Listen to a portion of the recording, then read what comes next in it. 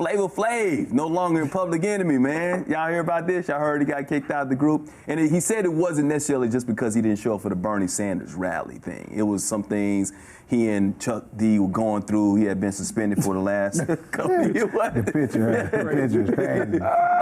crazy. He also said he likes Bernie and he wishes him luck, and he's not a Trump supporter. So Flav basically trying to put the word out there about what really went down.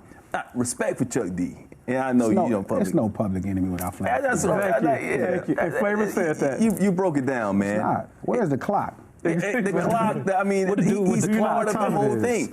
Is Professor Griff... You know what time it is. Exactly. Is Professor Griff still in it? Is he still in it? That's interesting that you brought that up, because Griff had posted on social media that this wasn't the first time a prominent member of the group had got kicked out, because Griff, back in the late 80s, had got kicked out the group for some of the things that he had said back in the day. He was too radical, right? He was too radical for Public Enemy. For Public Enemy. Right. That's unbelievable. That's it. So, I don't know that this is necessarily history repeating itself, but it has happened before.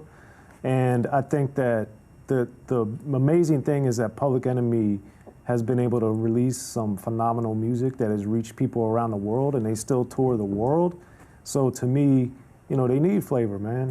He's that balance. Mm-hmm. He adds another element to Public Enemy that is necessary. It's very Public Enemy without Flavor. Yeah. So you wouldn't go to a concert and see Public Enemy? Hell no. Oh, wow. Yeah. That's that energy. We was talking about the energy. That's what the did energy he say about Bernie? How was Bernie involved in this? Well, because they had a rally here in California for Bernie Sanders, and Public Enemy Radio, which is now called, was going to play at the rally, which I was on Flav's side because I'm like, you know what, if I'm not getting a bag, why should I show up if I don't have political affiliation for this guy? Right. If it's almost like if you're in Public Enemy or a group and somebody wants to go perform for Trump and you won't believe in Trump, should I be forced? Would you perform for Trump? Hell no. Would I be? But should I be forced if I'm part of a group? I just wouldn't do it. I don't believe in that. I don't believe in everything. It's self-explanatory, Stix. You know that shit. Depends on who you talking. Would you perform for Trump? It depends. A meal. For a meal ticket? For a meal. I'm from Watts. I'm going to get it. Yeah. I'm going to get it. Donnie said for enough money he'd do it. I mean, but I understand. So he shot that. Listen, here's the thing. He shot that. But that's the thing. That's the thing as well. They weren't getting a bag. They weren't getting a bag. They weren't getting paid. No, it's Public Enemy vouching for Bernie Sanders. Right. Yeah, pretty. Right. Yeah. Got you. Yeah. Co-signing them, saying that they choosing him to. Man, kind of in a sense, that's what I'm saying. And he shouldn't have showed up. Right, he shouldn't have showed up if he wasn't getting the bag. If he's not getting paid. So we talked about that on the show last week. But I did it made me think of something interesting because Chuck said something like, Flav wouldn't know the difference between Bernie Sanders and Bernie Madoff. Bernie Madoff? Not Bernie Madoff. He wouldn't know the difference between Bernie Mac. Bernie Mac. Damn, what's the damn? I hope Bernie Mac. Bernie who? Bernie Sanders. Bernie Sanders. Bernie Sanders and Barry Sanders. Barry Sanders. He wouldn't know the difference between. I just fucked up that joke. Anyway, that's what he said though.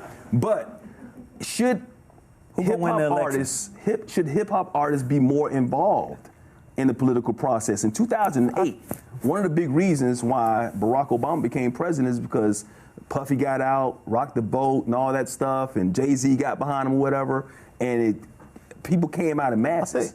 Should they be more involved when it comes to that? I think it's a case-by-case basis. Everybody is not into politics. So even if you're popular or successful, that doesn't mean you speak for everybody. It's just, that's not you. Jay-Z and Beyonce came out for Hillary last time, and she lost. Right. And people didn't like that as well. So, for hip-hop guys, you have to be speaking their language.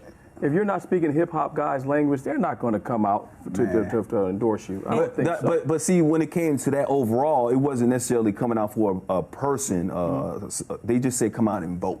They wanted to get, rock the vote meant get out and vote. I'm going to say this, man, for the hip-hop community, African-Americans, brown, whatever the culture and background is, I'm going to speak for African-Americans. That's what I care about the most, obviously, if you can't tell. If the candidate don't have a black agenda, Yeah, I would. you do not need to support nobody. Voting. You don't need to even vote for them. I actually am with him. I don't even, no Biden, My no idea. Bernie, no. If you Shout out to Steyer. At least he had Juvenile on stage backing it up. You know, and he wanted reparations. At least he talking about something. But I don't care. This whole election thing, that's what I get so frustrated with politics and gotta be about us. As hip hop community and blacks. It gotta be about us. If a candidate don't say, hey, I'm doing this specifically for black people, well, what are we talking about? Well, Bloomberg had a plan. Bloomberg had a great plan. Yeah, it was called Stop and Frisk. Yeah, I met Bloomberg. That's funny. I met Bloomberg, and I can't get past Stop and Frisk. Let me ask you a question. Watch, Stix, you seem like an intelligent young brother. What would you want these candidates be doing for black people? What would you say? Reparations is the first conversation we need to have. How can we make reparations make sense? It's always going to be off balance. Mm-hmm. Out the gate. It's always going to be off balance. Then after that, there's a few things on the level like the death penalty and all of these people incarcerated for not committing the crimes and things like that. Here's a crazy fact. Donald Trump actually didn't release more black people from prison than other presidents in American history. Not saying that I'm finna go out and vote for Donald Trump. You got to be paying attention. But you got to pay attention to what's happening.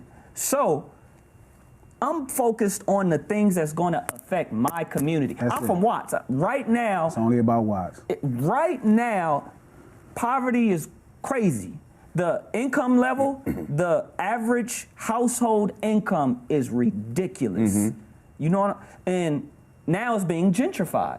I was in a meeting with the most powerful people from the government, from D.C., that came in and said, okay, we about to dump like $45 million into this neighborhood, and housing and programs, and all of these companies are sitting at this table, and I'm right there, and I'm like, how much are they getting? Mm-hmm.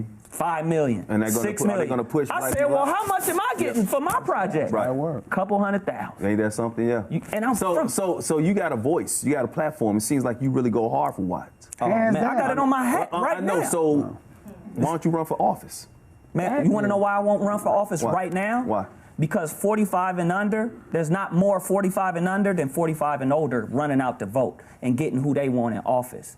But you can go out there and make sure that once again, this is your influence. You do have an influence here in the local community, not just rappers nationwide. It starts in the local community. Absolutely. And so I'll use the influence I get from rap and music to do what I do in the community, like 16 outdoor basketball courts, basketball gym, murals all over Watts, financial literacy program, a Planet Fitness gym, free for everybody. Mm-hmm. I can partnering with LAUSD to work on policy to implement financial literacy in every school in Los Angeles Unified School District, changing the way that they measure our success in the hood. Right now, they measure success. You got kids who come from a junior high and go into a high school that's already at a 9, like a 9, and they measure it 0 to 10, right? Mm-hmm. So if I go to school in Harbor or something like that, they already a 10 school. So you come in from a 9, but you only measured, like, you get a score of like 9.3, right? Mm-hmm. You've only measured like 0.3. But in Watts, we got people who go into school